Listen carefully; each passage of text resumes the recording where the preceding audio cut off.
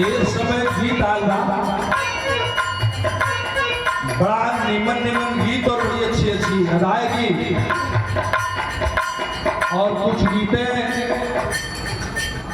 फरमाइश में रही नंदनी जी खाते और हमरा के अफसोस ही बा नंदनी जी जितना फरमाइश आवत रहल हो आपके पूरा कर देवे के चाहत रहल का छोड़ दो लोग दूसरा जगह पूरा कर वहू के वही में पूरा कर देले रही तो लोगन का और रह गए रहे लेकिन अब छोड़ दे लोग कि हम दूसरा घर पूरा करा तो कुछ लोग वही आशा में बेचारे लोग बैठिए पूरा कर देवे के चाहिए जब लोगन का ललसा बात पूरा कर देवे के चाहिए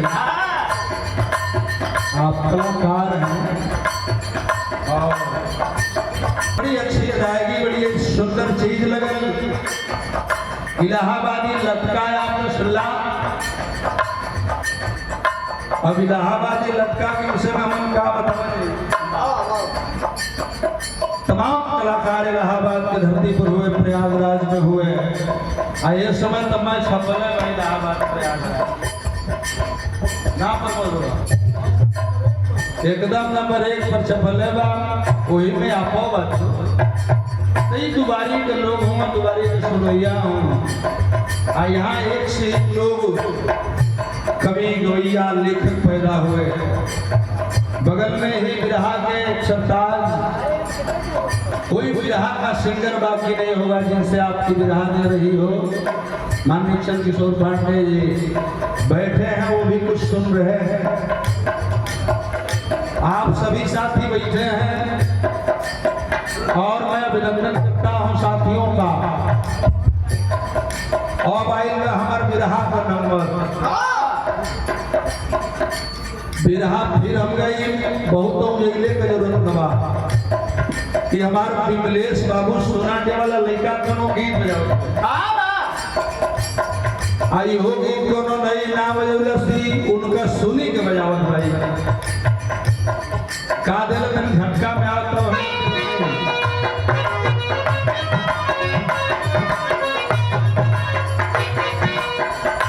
ये समय का लड़का गावत पता जो बहुत पहले गीत के हमर गा गए हमरे बड़के भैया इसी मंच पर नंदनी जी अब हम बतावल नहीं चाहत लेकिन मौका आएगा तो बतावत अनियास से 26 वर्ष पहले और ओकरा पहले 95 में धर्मराज भाई बैठल जो शाहनी रेडियो के मालिक हैं पूरे भारत में इनकी आवाज गूंजती है राम उस्ताद दुल्लू उस्ताद से लेके हमारे एने मंच रहल ओने मंच सामने भैया बेचन भैया के रहल जब आज से 26 वर्ष पहले हम गावे आए रहने बोर्ड पर ही लिखला वो बोर्डवा पर लिखल बा तो पढ़ले हो कि 25 बरस दुबारी वापसी तो घर हमार लामा नहीं थे हमार घर ये हो मैंने हमार घर बा समझला सब लोग हमारे घर पर बैठल बा तो घर हमार लम्बा नहीं थे लेकिन लगातार धर्मराज भाई का प्यार लगा तो 4 कार्यक्रम और चारों कार्यक्रम जब हम यहाँ गा लिए तो वो बिरहा का युग था और बिरहा को सुनने वाले श्रोता थे वो समय भैया गीत गावरे बिरल सभा वो जन्म ना भई रहल अब इनकर मुंडरी बनहात रहल भीतर आए इनकर जन्म ना भलला बिरहा में नहीं को जन्म ना भलल आओ से रहा नहीं कि बिरहा हमो लगा था कि मैंने 18-20 साल से नहीं होगा होती तो बिरहा में वो समय गीत गवाए आजकल तो यह कर्नाटक की नहीं आना भैया गाना किरतिया खटक गई खटकी में अंदर लगी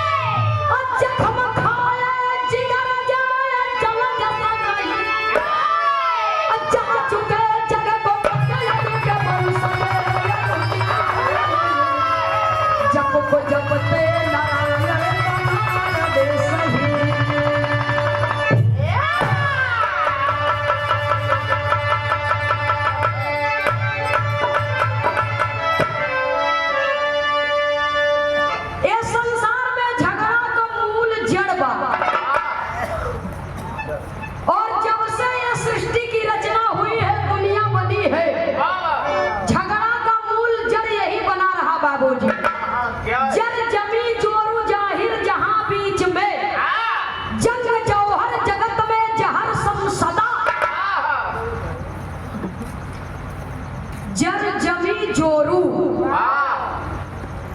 जोरू का होता जो वही जाऊं तोहरे नहीं का अब न जनबो करे बस अब सिंगल पे काम चला हां जाने का ना गोरू के नाम पर नहीं जब जे जो चीज ना जाने तो नहीं मानत था सुनने वाले श्रोता सज्जनों पराई नारी पर और पराया धन पर जेकर ईमान डगमग होएगा उसका सर्वनाश होगा बिरहा का एक लाइन कव्वाली का भाव है कहता है मास्टर साहब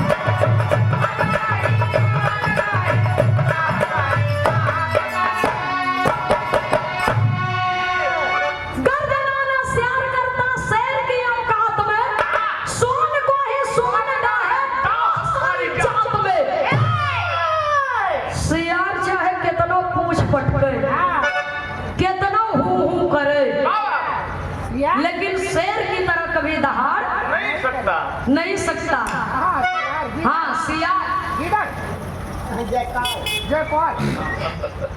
भैया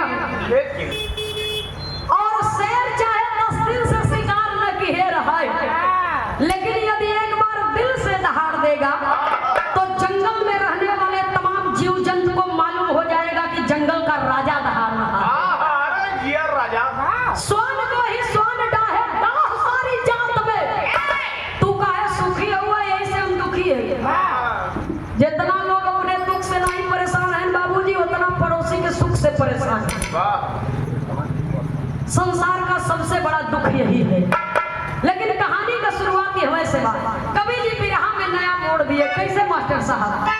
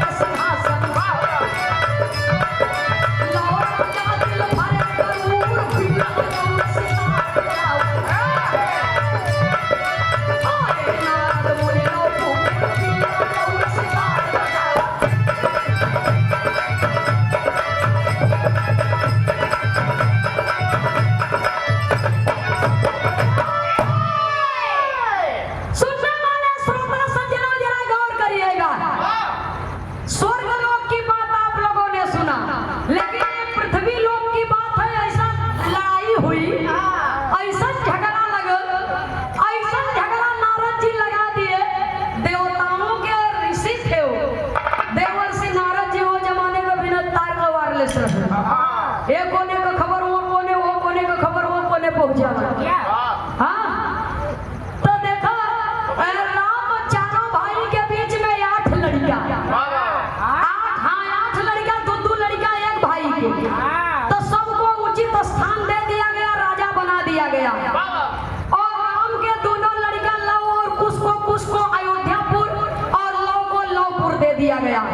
लव राजा अपने मन में सोच रहे हैं कि इतना बढ़िया राज करो, इतना बढ़िया राज चलाओ कि आने वाले समय के इतिहास में मेरा नाम स्वर्ण अक्षरों से लिखा जाएगा।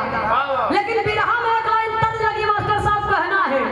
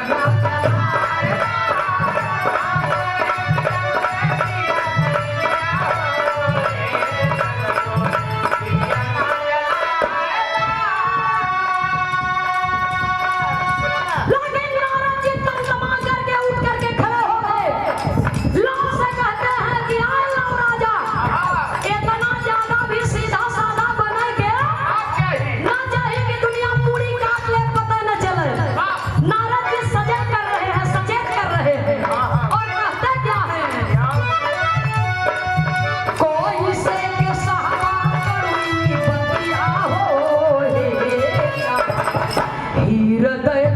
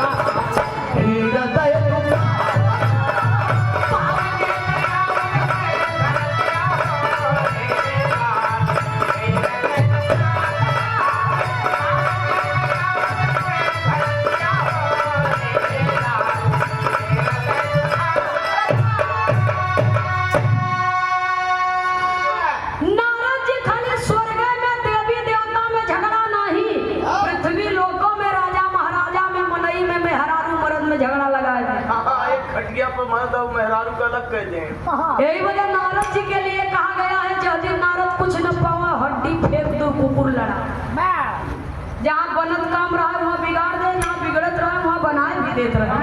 एकदम पट्टा फिट करत रहे। सुनने वाले श्रोता सज्जनों, देवर्षि नारद जी कह रहे हैं लो से कि बेटा आपके पिताजी ने आपके साथ में बहुत बड़ा धोखा किया है। मेरे पिताजी ने? क्या बोल रहे हैं? ये आप क्या बोल रहे हैं देवर्षि नारद? मैं ठीक कह रहा हूँ पुत्र, आपके पिता ने आपके साथ में बहुत बड़ा धोखा किया है। आपका भाई कुश को अयोध्या का राजा बना दिए, आपको लौपुर का राजा बना दिए। इतना नहीं, जहाँ का राजा कुश है वहाँ के जमीन का क्षेत्रफल ज्यादा, और तोहरे नगर के जमीन के क्षेत्रफल कम बा। आवे वाले समय में कुछ का लड़का बच्चा ताना मरी है तो कैसे बर्दाश्त करवा हो राजा। जब इतना बात सुने लो कहा कोनो बात नहीं बा। हाँ वो मेरे भाई हैं, मैं जाऊंगा कल अपने भैया से फिर से कहो कि बंटवारा करो, फैसला हो जाए। के पंचायत कर। हाँ सही सही माप हो जमीन के, काहे कोई के तरफ ढेर रहा है, काहे कोई के तरफ कम रहा है। जब इतना बात सुने नारद जी तो कहा है बेटा जिस लिए आप सोच रहे हैं, जिस बात के लिए हम अयोध्या से होई के तब तोहरे लगे आवत है। बहुत समझावा लेकिन खुश राजा माने के तैयार नहीं है कि भाई के हाथे भाई के गर्दन भले कट जाए, लेकिन जो जहां है वही रहेगा। अब जमीन का बंटवारा ना होई कोनो कर्म पर ना होई। जब इतना बात सुने लो तो रोष आ गया बदन में। अरे भाई है कि कसाई है? मेरा भाई होकर के भाई की गर्दन काटने की बात करता है। मैं भी पीछे नहीं हटूंगा। जा करके कुछ से संदेश कह दीजिए कि लो आपसे कम नहीं है। और देवर्षि नारद जी एक तीर से डबल निशाना साध रहे हैं। पहुंचे अयोध्यापुरी में। अयोध्यापुरी में पहुंचे बाबूजी, और कुछ राजा से जो बात लौ राजा से कहे थे वही कुछ राजा से कह दिए कि जहाँ का राजा तू हुआ यहाँ का जमीन का क्षेत्रफल कम, जहाँ के राजा लौ है वहाँ के जमीन का क्षेत्रफल आवे वाले समय में लौ का लड़का बच्चा तो के ताना मरी, तोहार लड़का बच्चा कैसे बर्दाश्त करी। जब इतना बात कुछ सुने तो कुछ थोड़ा गंभीर विचार के थे। कुछ कहे कोई बात नहीं है, मेरा भाई है वो, अगर उससे गलती हुई है तो इसका मतलब ये नहीं है कि मैं गलती करूँ। कहा गलती के तो बतिए छोड़ दा, वो तो सेना सजा करके चढ़ाई करने वाला है आपके नगर पर। तैयार हो जाइए वरना बेवकूफ मारे जाओगे।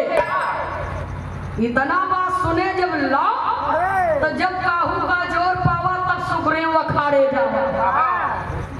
हाँ, जब इतना बात कुछ सुने तो ये भी अपनी तैयारी बनाने लगे।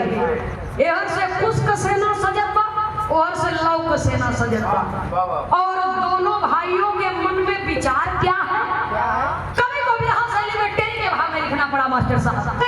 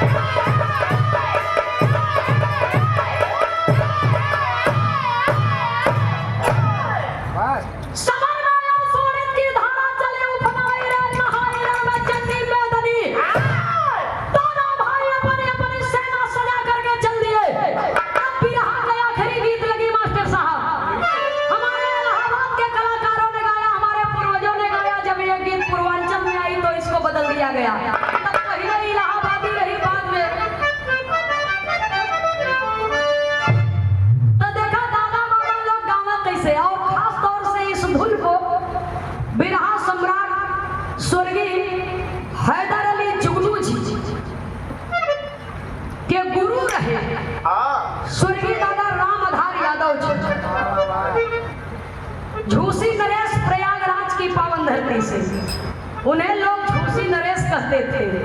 सुनने वाले श्रोता सज्जनों, स्वर्गीय दादा रामधार यादव जी ने गाया, लेकिन जब हैदर उस्ताद के गायन तो ये गीतियां तनी बढ़ चढ़ कैसे गावा मास्टर साहब कहना है।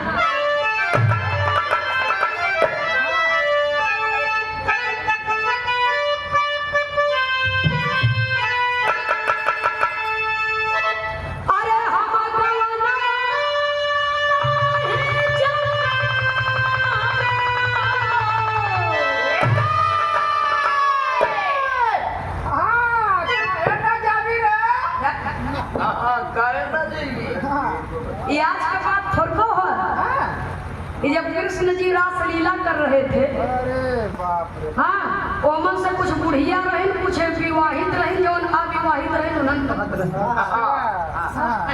ये वहाँ का बात है, क्या कहे भैया हो। अरे हम गवना नहीं जाएंगे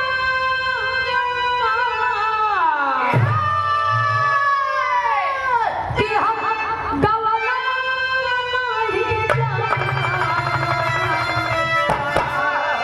हो, हम गवनवा नहीं जा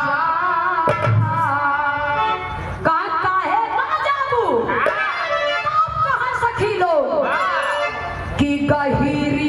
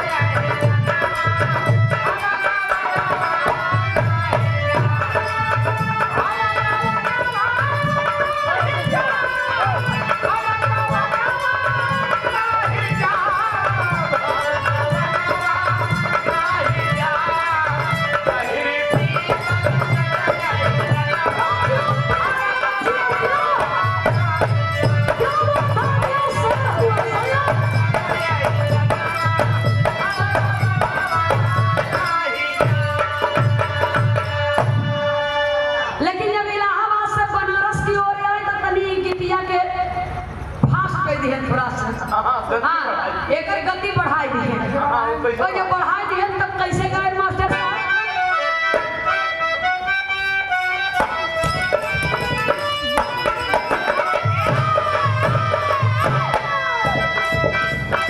हम गवनवा नहीं जा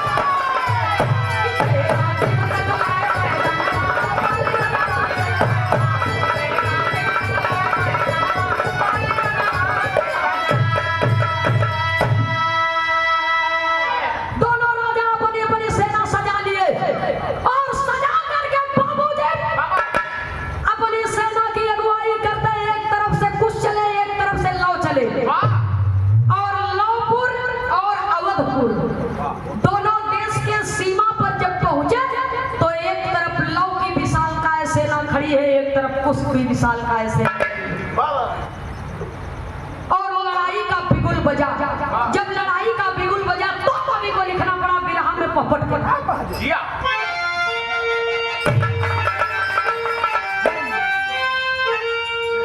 अरे भिड़ा समर में योधा दुना तूफानी चढ़ी जवानी में,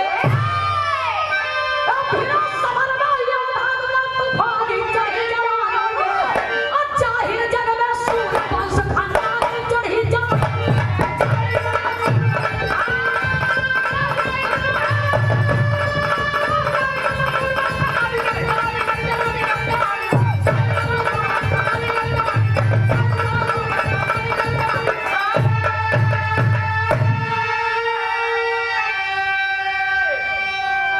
राम लक्ष्मण भरत शत्रुघ्न थे सौतेले भाई हो, लेकिन भाई का आदर्श न छूटा दिहल प्यार गवाई हो। अरे तेरे कुल के होत वही हानि चढ़ी जवानी में, असुर वंश का धूमिल छवि पुरानी चढ़ी जवानी में। कितना सुंदर भाव कवि लिखते हैं। राम लक्ष्मण भरत शत्रुघ्न थे सौतेले भाई हो, लेकिन भाई का आदर्श न छूटा दिहले छाछ गवाई हो। सुनने वाले श्रोता सज्जनों, बिरहा में कवि जी बहुत ऊंची लाइन लिखते हैं। एक बाप तीन मतारी, बाबा एक बाप और तीन मतारी, राम लक्ष्मण भरत शत्रुघ्न सौतेली कोख होने के बावजूद भी बाबा चारों भाइयों में कभी सौतेला व्यवहार नहीं रहा। एक दूसरे के आदर्श के लिए एक दूसरे ने अपने प्राणों की न्यौछावर कर दिया। अत्ते करे कुल को होत वह हानि चढ़ी जवानी में, गलत फहमी के चक्कर में, तीसरे के कहने के चक्कर में। गौर करेंगे बाबूजी, अगर दो जने में बहुत पटल बम की सरवा आ जाई तो वो अपन जुआर जरूर बैठाई, और वो अपन जुआर लगावे के चक्कर में दो जने में फूट मत कराई दे। ये हो रहा है दुनिया में। लेकिन एक ही माँ के कोख से जन्म लिए दोनों सगे भाई में आज सौतेला व्यवहार आ गया। एक दूसरे का गर्दन काटने के लिए दोनों तैयार है बाबूजी। तनिक भी रहम दिल में नहीं है। सौतेले भाइयों में सौतेला व्यवहार नहीं आया, लेकिन सगे भाइयों में सौतेला व्यवहार आ गया। कभी को संकेत करना पड़ा बाबूजी। युद्ध छिड़ गया, और युद्ध छिड़ गया 13 दिन तक लड़ाई चलती रही। 13 दिन तक लड़ाई चलती रही, लेकिन अब ही ले न लव के जीत हार समझ में आवत बा, न कुछ का जीत हार समझ में आवत बा।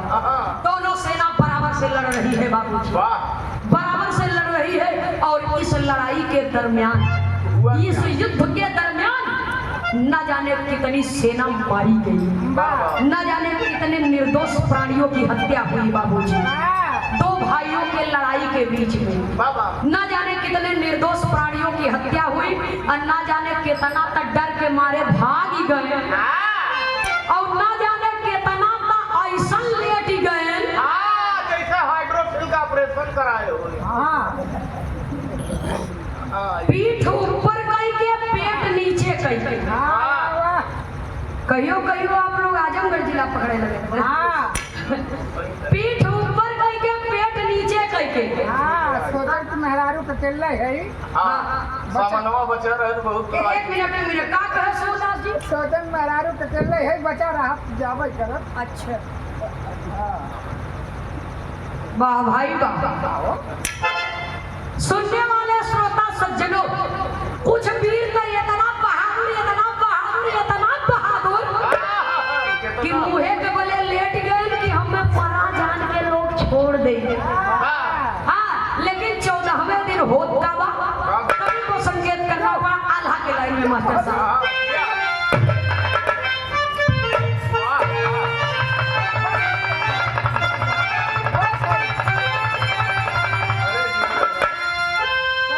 अरे धारा में कलपा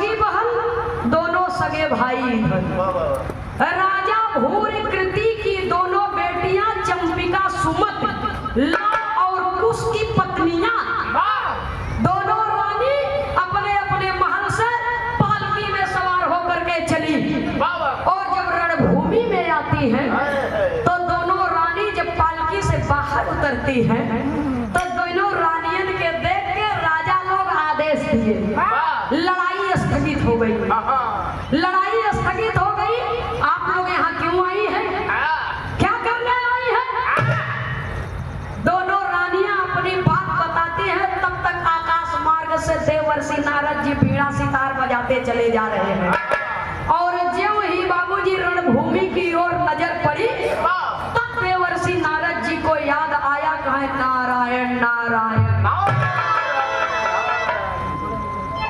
मेरे एक मजाक के कारण आज कितने निर्दोष प्राणियों की हत्या हो गई, कितने निर्दोष प्राणी मारे गए, और मेरे एक मजाक के कारण आज इतनी बड़ी विपत्ति दोनों भाइयों के सिर पर आ खड़ी है।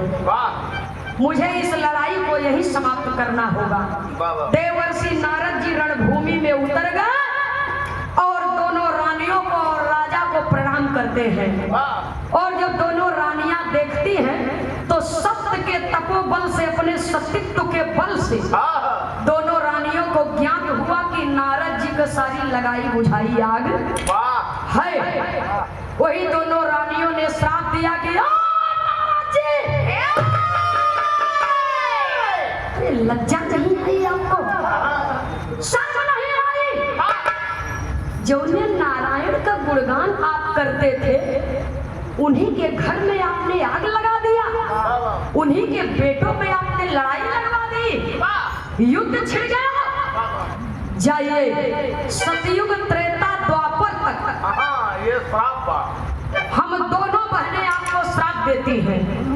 सतयुग त्रेता द्वापर तक आप हरि के चरणों के करीब रहेंगे, नारायण के चरणों के करीब रहेंगे। लेकिन आने वाले कलयुग में कल्कि अवतार होगा और आप भटकते रहेंगे, लेकिन प्रभु का दर्शन आपको नहीं मिलेगा। दोनों सतियों ने श्राप सुना दिया देवर्षि नारद जी को। नारद जी ने कहा, मेरे किए गए ठिठोली की इतनी बड़ी सजा, तो एक बात याद रहे, अगर मैं प्रभु के चरणों का दर्शन नहीं कर पाऊंगा कलयुग में, तो जानती हैं इसका परिणाम क्या होगा? कवि को बिरहा में लिखना पड़ा स्वर्गीय दत्ता पंधारी के धुन।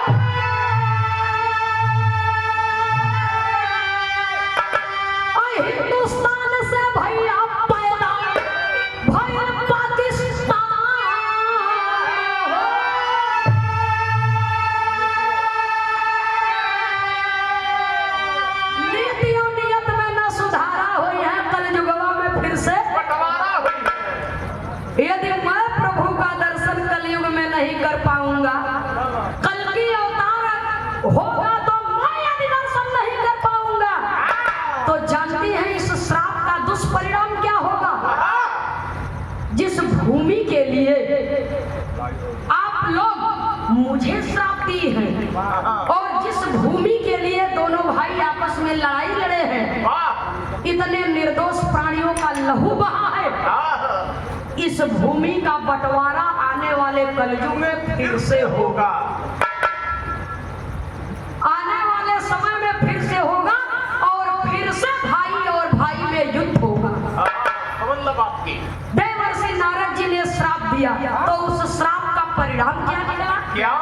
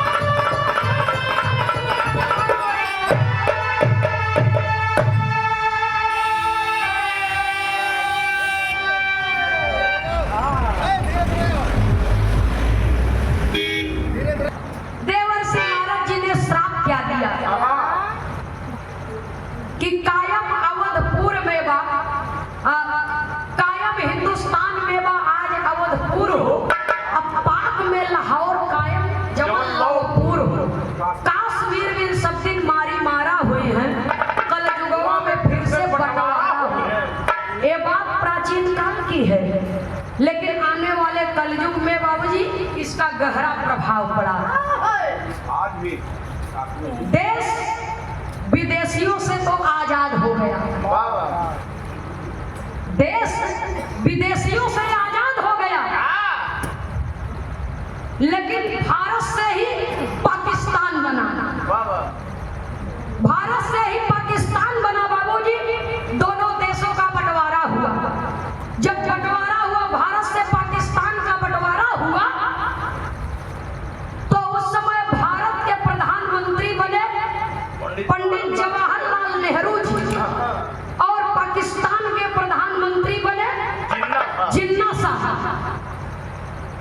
तो जब देश भारत से पाकिस्तान हुआ और पाकिस्तान को अलग कर दिया गया, बंटवारा कर दिया गया बाबूजी, तो जो अवधपुर था वो भारत के हिस्से में आ गया और जो लौपुर था वो पाकिस्तान के हिस्से में चला गया, जिसे लाहौर के नाम से जाना जाता है, जहाँ के राजा लौ थे। और काश्मीर में सब दिन मारी मारा हुई है। जिस स्थान पर दोनों भाइयों की लड़ाई हुई थी वो काश्मीर के नाम से प्रसिद्ध हुआ बाबूजी, जो 3 हिस्सा भारत में है और 1 हिस्सा पाकिस्तान में है, जिसे पीओके कहा जाता है। और जिसके लिए ये दोनों भाई, जिसके लिए दोनों भाई आज भी नित्य प्रतिदिन लहू बहा रहे हैं बाबूजी, लड़ाई कर रहे हैं।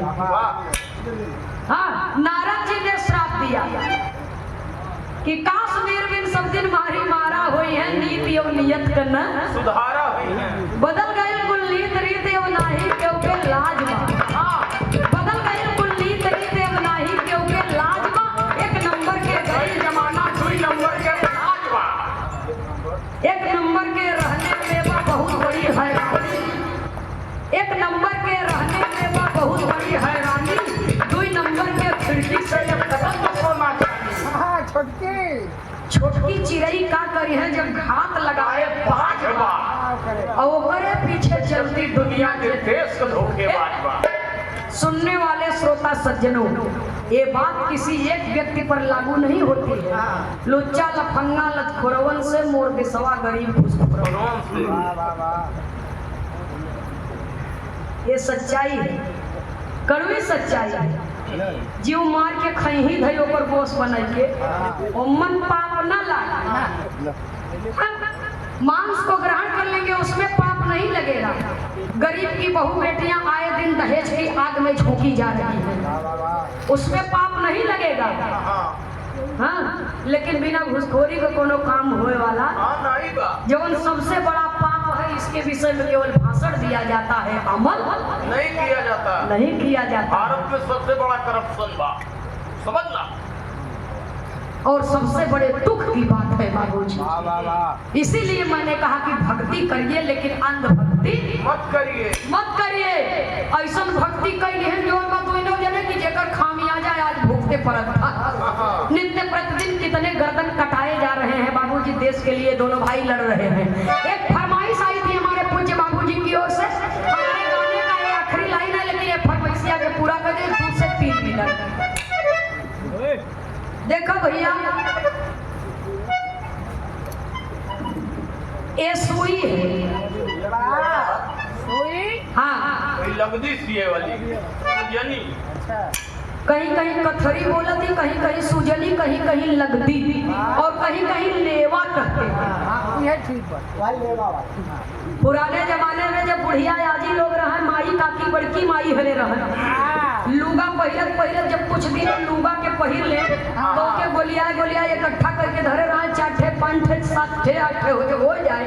हाँ, तो ओकर लगदी लेवा कथरी सुजनी बनावे, तो जाड़ा में जो धान का पुअरा बिछाए के, कच्चा घर रहा धान का पुअरा बिछाए के बाबूजी, जो पतरका लेवा रहा उनके बिछा ले, जो मोटवा रहा उनके ओढ़। हमारे यहाँ तक कथरी कहती, कहीं कहीं सुजनी, कहीं कहीं लेवा। आपके यहाँ क्या कहते हैं? लेवा ही कहते हैं ना। हाँ लड़कियां रात की पलेवो कोई देत रहे। हाँ, अब जितना सुविधा बा उतना दुविधा बा भैया। तो देखा ये हमारे पूर्वजों की गीत है और ये सुई है, इसलिए अधर का मतलब ही होता है कि होठ से होठ चिपके के न चाहिए। एक दुल्हन है अपने दूल्हे से कुछ मांगती है और उसका दूल्हा करता है। हमने पहले ही कहा ना कि चमड़ा पर, माटी पर, पानी पर, आदि पर, लोहा पर, लकड़ी पर, कपास पर, पेंसिल पर, मिट्टा पर, कागज पर एक कुल गीतें हुआ करती थी। तो इहो वमन से एक गीत रही भैया। तो हमारे बाबूजी का ये आदेश है और इसे विरहा जगत में मौत का कुआं कहा जाता है। दूल्हा अपनी दुल्हन को ढाढ़स दे करके कहता है, चिंता मत करो, तुम्हारी ख्वाहिश पूरी होगी। कैसे मास्टर साहब?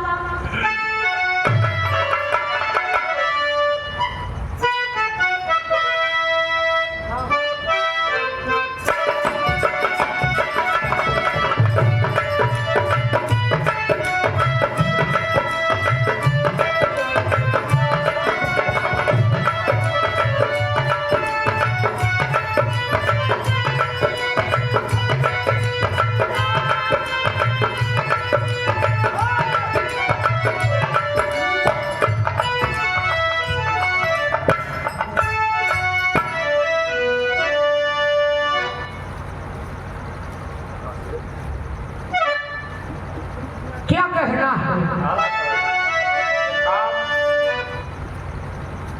रकासी रंग से करता रंगाएंगे जग के जनहार।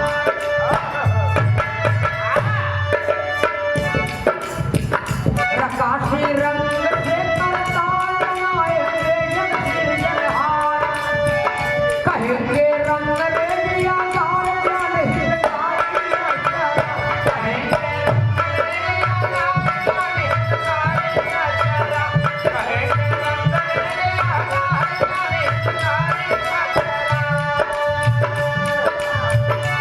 रखर कर के खारारी जाके राजघाट हिलकारी। रंग रंगाएंगे खारारी संकटधारी रंग रंगाएंगे खारारी संकटधारी रंग रंगाएंगे खारारी संकटधारी रग रग संतारी सिरे जटा गंगा ढाई रही है खड़ल संहारी यारी यारी नाचा रही है खड़ल संहारी यारी यारी नाचा रही है खड़ल संहारी यारी यारी नाचा। रे घर घेर घाघरा जाके रे घर घेर घाघरा जाके घघरा लाएंगे रंगा के गाके रहना इंडिया कारी सिकधारी अचारा गाके रहना इंडिया कारी सिकधारी अचारा गाके रहना इंडिया कारी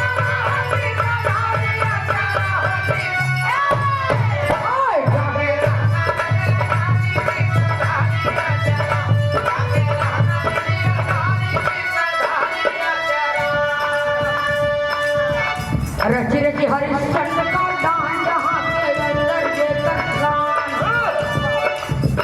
रंगाएंगे रसिया रसखान ज्ञान सत्कारी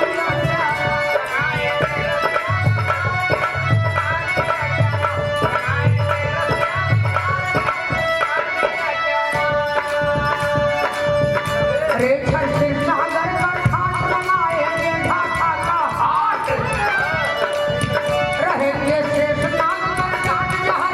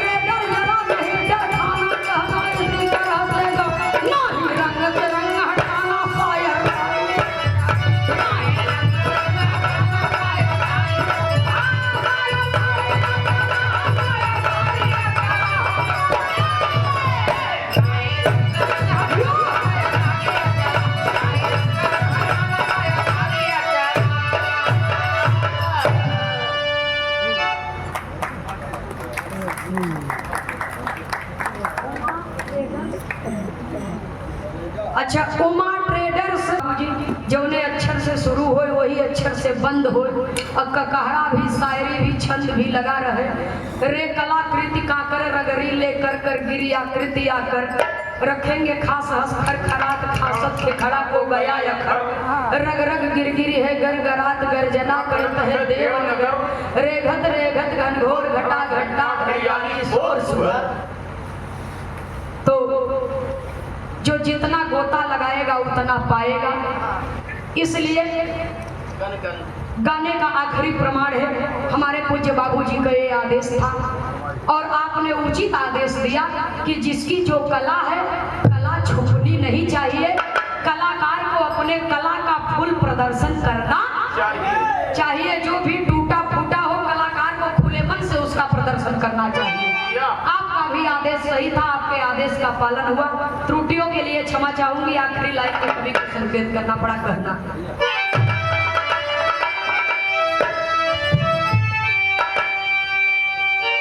स्वामी सीताराम हित स्वामी सीताराम हित राम कैलाश जी स्वर्ग सीधा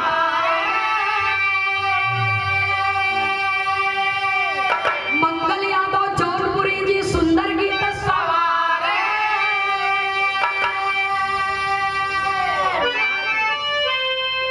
राम नहाए राम चंडी बेदनी बाबू नहाए राम चंडी बेदनी तन्ननी खेल पारी काज नहाए राम चंडी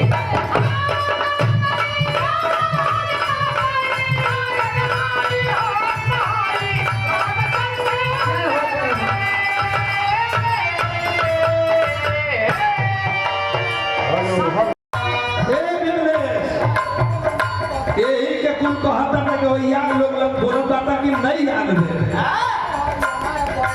तोहार हर अच्छा कि वही याद लोग बोलता नंदनी जी कि ई हमार हो। अरे तोहार का हो अपने पुरखों से सीखो, अपने पूर्वजों से सीखो जो बिरहा के धरोहर थे। हमार तोहार का बा बिरहा में नंदनी जी गीत गोली नहीं फिर हम बताई मैं आप लोगों के तनी सर खैर रख के सुना लो। गौरी शंकर आपका बेटा है, आपका भाई है। बिरहा सुने होगे तो दिमाग लगा के बैठे लोग। अच्छा आप देखा हुआ हम बैठे करते हैं तो खड़ा होकर अच्छा पेशाब करके आ जाए कोनो दिक्कत नहीं है। एक समय में गवैया बोलता ना कि हाई हमार है तोहार का है तोहार जौन गाँव के पब्लिक जानत दे ये तोहार ना हो।